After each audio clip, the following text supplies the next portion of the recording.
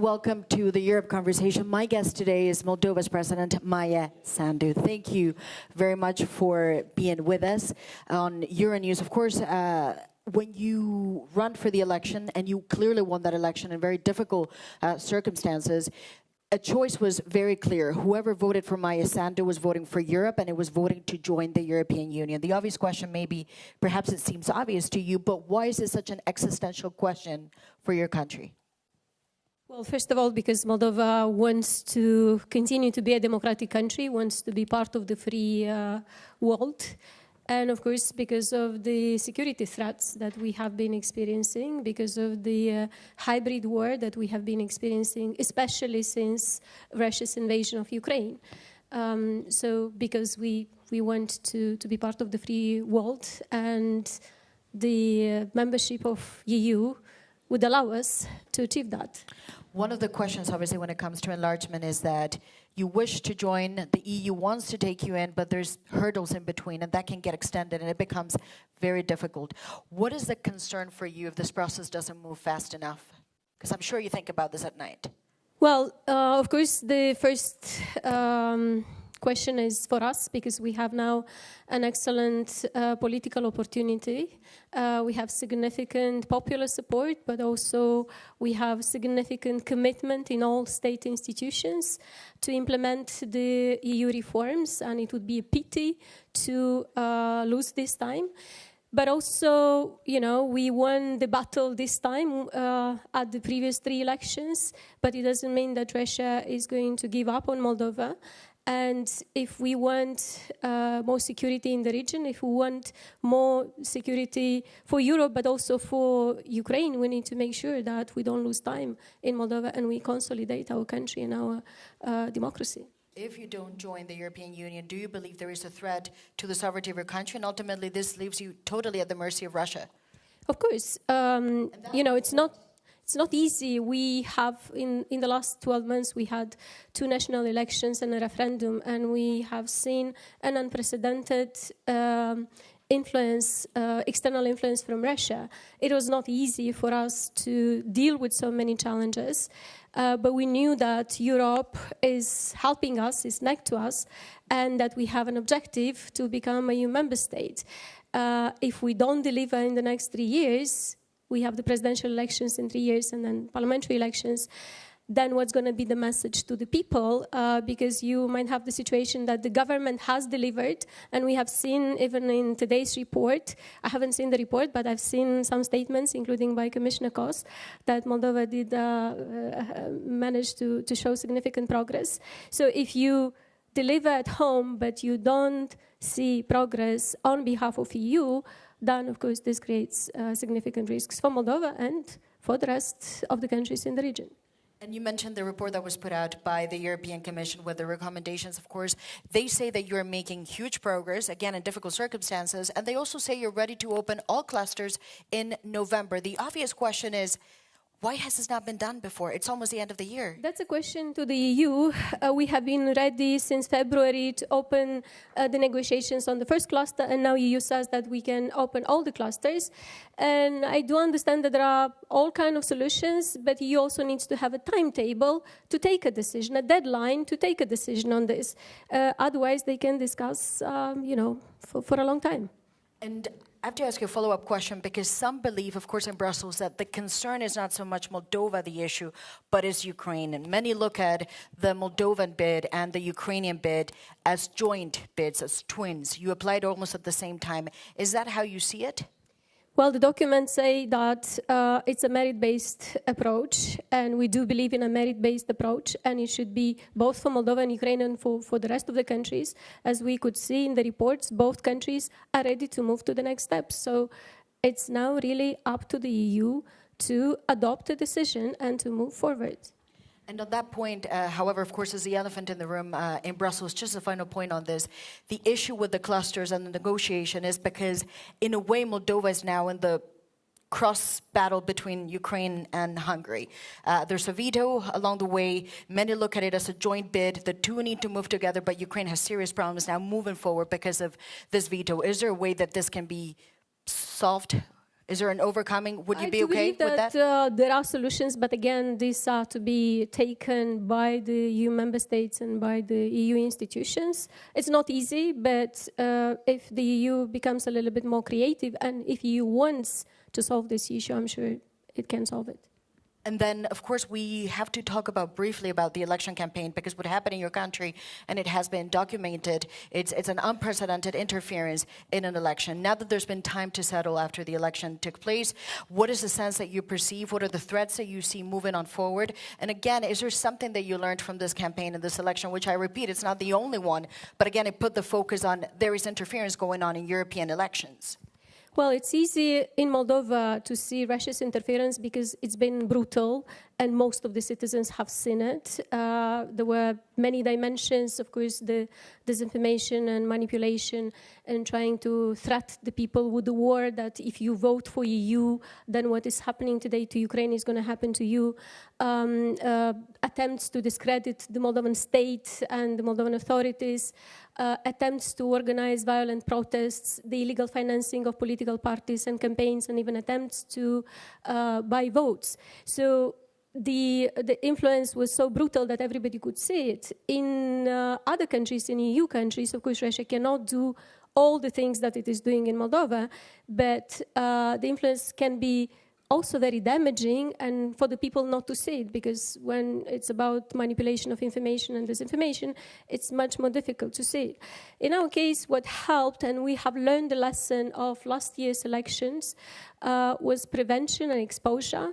The state institutions worked very hard to follow the money from January 1st until the day of the elections, to sanction those who were using Russian money in the elections to finance political parties, their campaigns, or attempts to buy votes. Also, the independent media in Moldova did a very good job by exposing how Russia was hiring people for their troll farms and how they were producing this disinformation content and distributing it. So it was a whole of society effort, but again, it was easier for us to make people aware of these risks, and then people knew that what was at stake. It's more difficult in countries where this influence by Russia is not that brutal. And President, of course, with all due respect, many would say this is not really new. This back from the Soviet playbook. If there's a way to interfere, they would try to do that. The issue now, and perhaps why it's magnified, it's because the West is not being strong enough. In your view, is the West being weak? Is there an issue with the leadership? Well, I do believe that for a long time EU didn't take seriously Russia's danger. And I do believe that now the biggest problem is with the online disinformation, because we do have regulations of the audiovisual, but what happens online, and I'm talking about the inauthentic accounts, what is not genuine people's views, what is amplified, again, with money coming from Russia. This is the most damaging part, and I think everybody should take it seriously. Can I ask a question which was not really at all something that I planned on asking, but now that you mentioned the digital and the things that you see on social media, I remember the Vice President of the United States said, if your democracy can be unsettled by a bunch of TikToks, maybe it's that your democracy is not that strong at all. He said that at the Munich Security Conference. Is that something that you think it's fair, or you go, actually, no, what we're seeing now, it's unprecedented. You've never seen a country like Moldova, small country, dealing with this amount of pressure. Again, when this is genuine, when it's a genuine dialogue of people online, that's one thing. But in Moldova, we had like an example when BBC infiltrated one of these troll farms, and they accounted for 100 accounts on TikTok, which distributed videos which reached 55 million, or there were 55 million views in a country of 2.4 million people. So I'm talking about inauthentic account and amplified content using illegal money. This is where we need to look into, because this has nothing to do with democracy. And I want to go back into the specifics of the process of enlargement, because the Commission is saying, and for some, this is basically around the corner, 2028, you blink and we'll be in that year. You're ready to close the negotiations. You could be in a position to do that. But how do you do that so fast in 2 years when we've seen the real difficulties? I mean, we're in November. The clusters are not really moving. How is that going to change in the next 2 years? Well, we have shown that we are ready and we can do a lot of work in a short period of time. And we are very committed, and we understand that there is a lot that we still need to do. But we also want to see the same determination on the part of the EU to find the solutions. In the past, EU, every time the enlargement was happening, EU had to come up with unorthodox decisions, and they've managed to do it. So it's really about the creativity, but also of the commitment of the EU to find the solutions. You know, that's a perfect segue, because there's a big debate around the idea of unanimity. Unanimity, obviously, in this process is absolutely clear and needed. No country will join if the 27 don't agree. But there's a debate introduced by the head of the European Council who said maybe some parts could be unanimous, maybe others just require majority. When you look at unanimity, is that something that you think the EU could get creative? Yes, I believe it should get creative, and I do believe that it's not easy with the internal reforms, but these are not the first internal reforms of the EU. It has managed to do them in the past because it wanted, so I'm sure that it can find solutions now as well. It's in the interest of EU as well. You cannot allow for some dozen countries to be used by authoritarian regimes against the EU, because this is what's going to happen if there is not going to be a real perspective for the EU integration for those who are working hard to meet the EU standards. Do they understand that? Because I know you've said we need now from now on clarity, but also engagement. Do they understand that? Or they go, obviously you're lobbying for your country, you have to say that. Well, we've been talking, and I'm using my time here in Brussels, of course, to talk to member countries, but also to EU officials to find solutions. Do you think something around this could change in the next few months? I know it's a difficult question, but did they give you an... I really hope this is going to happen. We need solutions in the next few months. And did they give you an indication, however, when it comes to unanimity, the clusters, how to move forward? It's different a wish to an indication. Was there an indication? Well, we will continue to push for clear solutions and clear deadlines for the solutions to be enforced.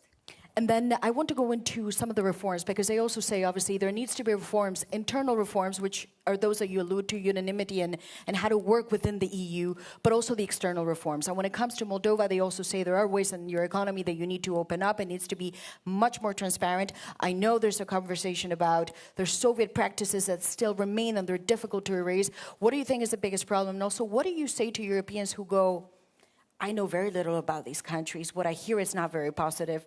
Why should they join?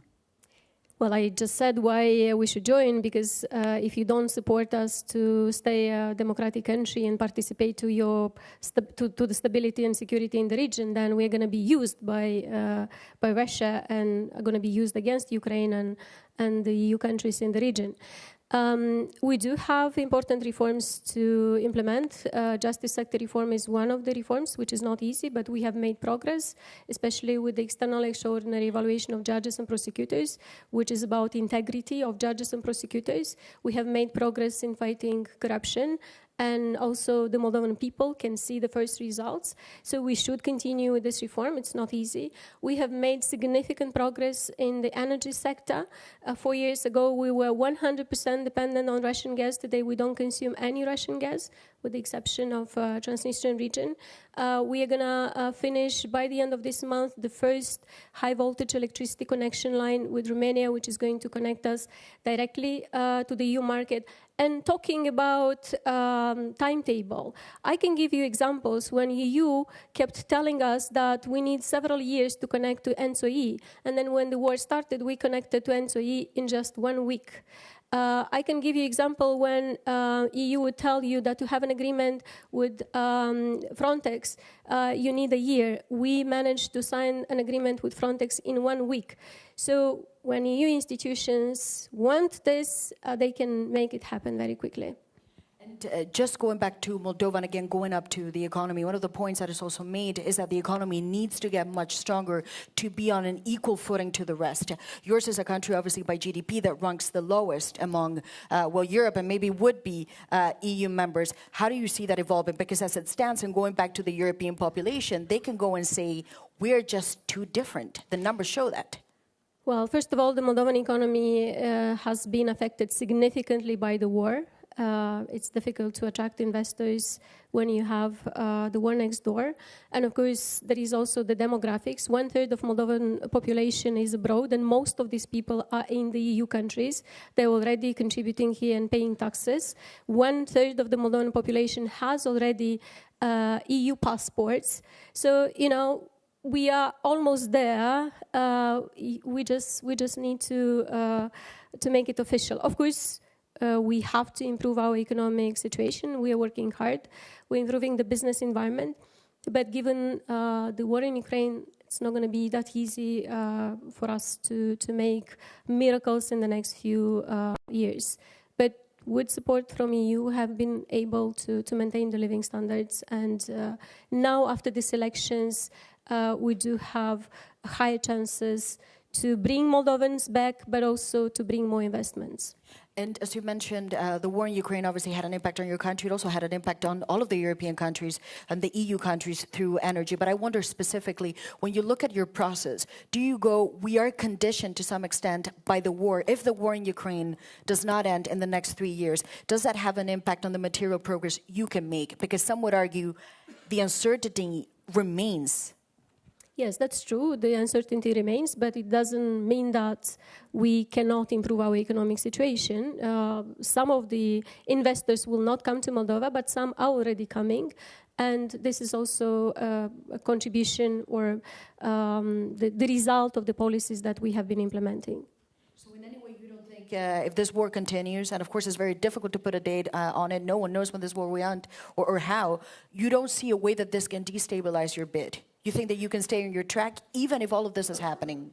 Well, of course, we are very grateful to the Ukrainian people and to the countries which support Ukraine, and this is one of the conditions for Ukraine to resist and for the EU and the democratic world to continue to support Ukraine.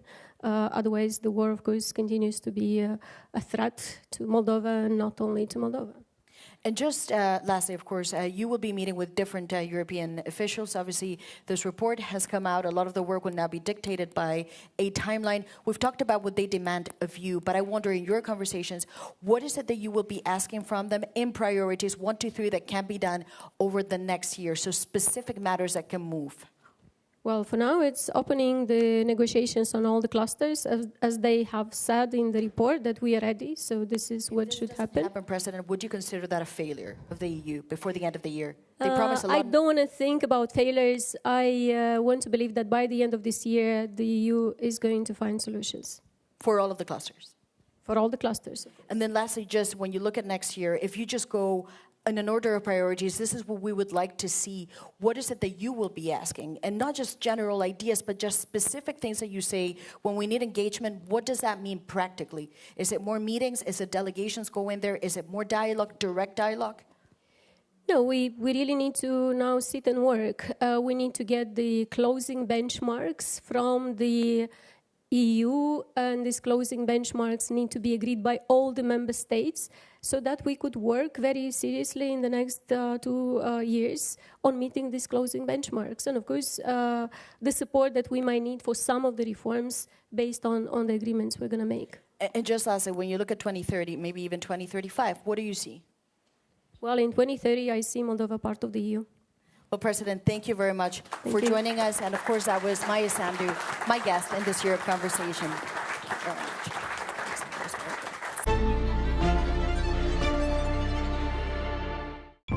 We must build a kind of United States of Europe. With Europe at a turning point, enlargement is more than just ambition.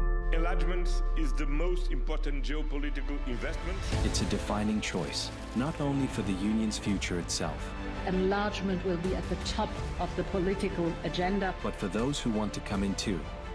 That's why today, more than ever, we need to talk about Europe. Euronews is the place for decisive debate at this important time. Marta Kos, Commissioner for Enlargement. Serbian president.